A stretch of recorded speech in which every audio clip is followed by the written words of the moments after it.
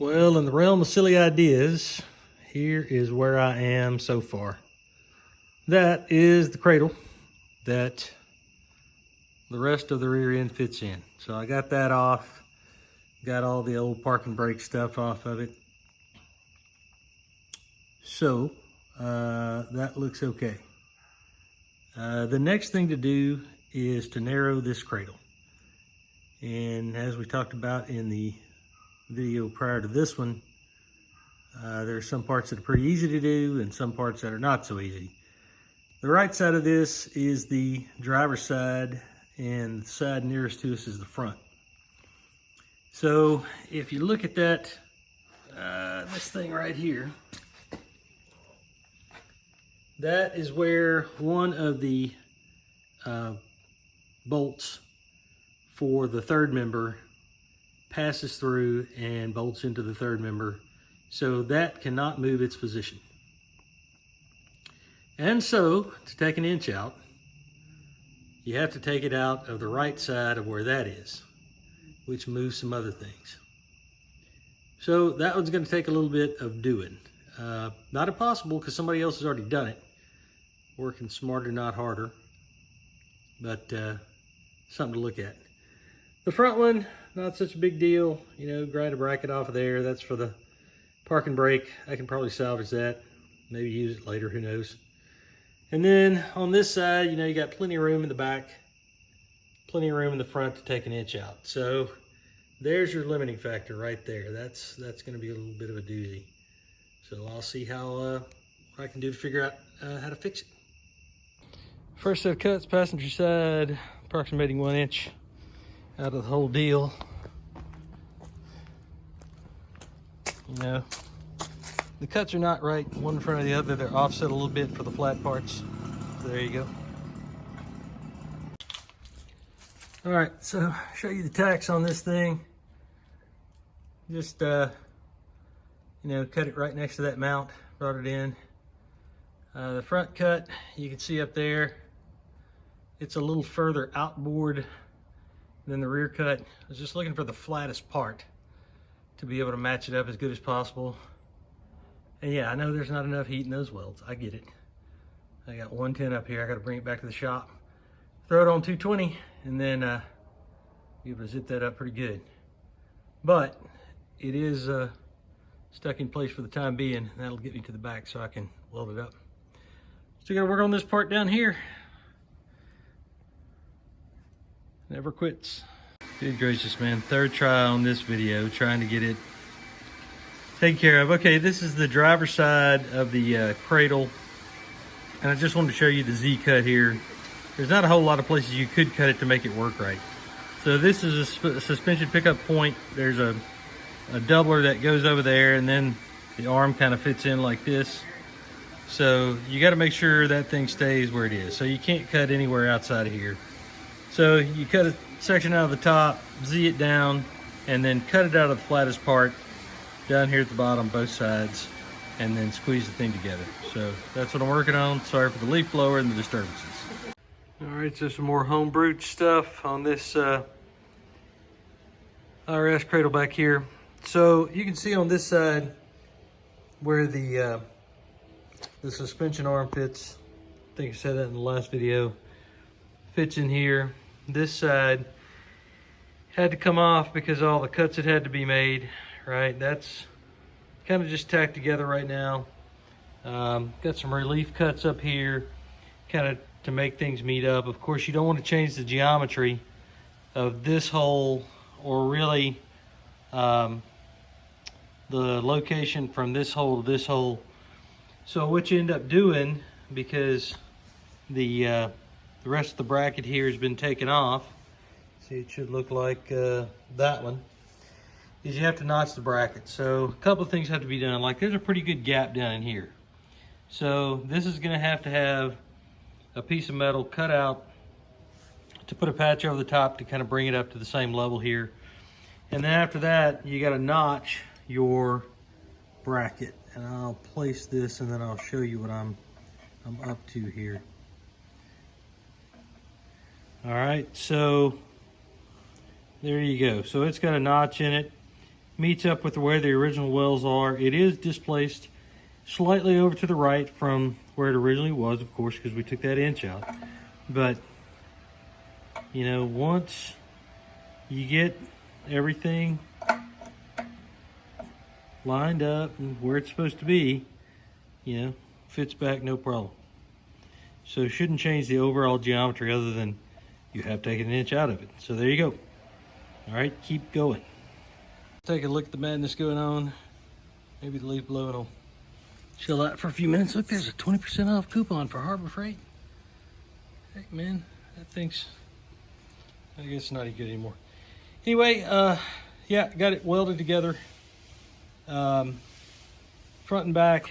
You can see this section down here requires a lot of massaging and goofing with. I'm planning on welding in a little tab down in that corner. You know, dumped in a bunch of weld behind it to make sure it's not going to come apart, of course, especially in that corner, stress cracks, etc. So I'll dump another piece of metal on top of that, weld it in as a doubler. Hopefully I hadn't melted any of my bushings and stuff down here while doing all that. And then after that, I'll go ahead and put the suspension mount back on this side. And then after that, it's a matter of grinding off some of the proud welds, because my work's okay, but you know, it's not freaking gorgeous or anything. It's definitely sufficient. It'll do it. I mean, are you happy? Okay, good. And then paint it black and then take it up front and put the rear end back together. There you go. Back at it. Friends and neighbors, here is the completed cradle with an inch taken out of both sides. You can see I got the gussets back on up at the top. Got the suspension mount back on down at the bottom. It's got one notch out of it. That actually came out better than I thought it was. And the rest is all sewed back together. Here's the front. Even got the e-brake cable mounts welded back on there.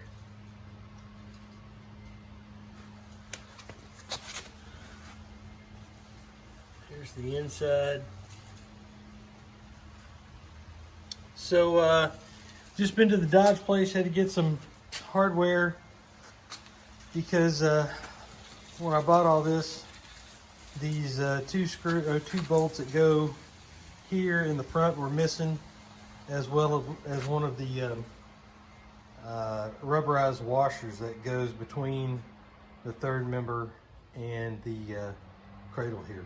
But as soon as I get all that in, I got to pull those half shafts out because they're going to be an inch long on both sides, and then start putting this thing back together. So I'm happy with that. Next time. So here is the rear end all back together except for the center section, which is sitting over there under the Cuda, or close to it. I got to get some bolts for it. So it's all narrowed up, cleaned up as much as I'm going to clean it up. I'm not grinding all the welds off of it to make it look flat or factory or anything like that. I'm going to leave the welds that are on there for a little bit extra strength. You know, clean them up a little bit, that's about it.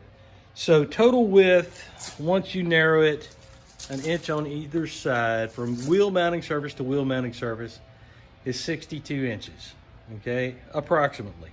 So that is from, no kidding, excuse my finger and my Red Bull here, from the wheel mounting surface here to the one on the other side.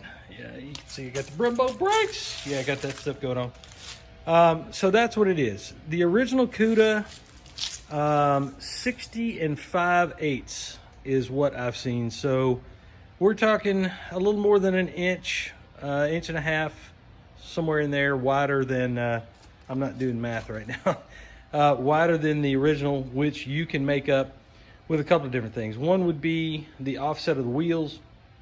And on this car, what I've decided to do is go ahead and work at least the mini tubs in the back you know, since those are kind of marginal anyway. So I'll either mini tub it and or I may do some widening on the quarter panels in the back. I still hadn't welded the quarter panels in because I need to do some other stuff before I get all excited about that. So there's where I am. The bolts for the chunk and this one rubberized washer that I need will be in, but I'll be out of town for the next week and a half, 2 weeks. So when that gets back, I'll bolt the center section back in, wheel the whole thing up under the car. You can probably see I kind of got the center lines marked over there on the inside of that rail. So I will put some wheels on it, throw it back under the Cuda, jack it up, try to figure out where the center is for the cradle to have everything centered in the wheel wells. And then I'll start making the next part of the plans. Like I said, there's a B body on the internet that a guy's doing this to. He's done a fantastic job. He's done with his pretty much. So I got that to do. I had a great line on a whole Challenger. So what I was gonna do is take mine and I'm thinking about cutting out the aprons and some of the frame rails on the inside and putting those Challenger parts on there and running a Challenger front end. I was gonna use the hump because that's gotta be cut out down there where the transmission goes because that 6060 will not fit in that little tiny opening. So I was gonna do that and then even use like the mounts for the, you like my pink fan, don't you?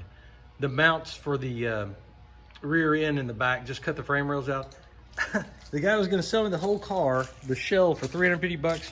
I went to pick it up and somebody had decided that it was in the way and cut it down the center and about 4 or 5 slices sideways through the entire stinking car. The guy was like, "You still want it?" I was like, "Dude, I can't do anything with that." So I'm on the hunt. That's what I got this time. Signing off. See ya.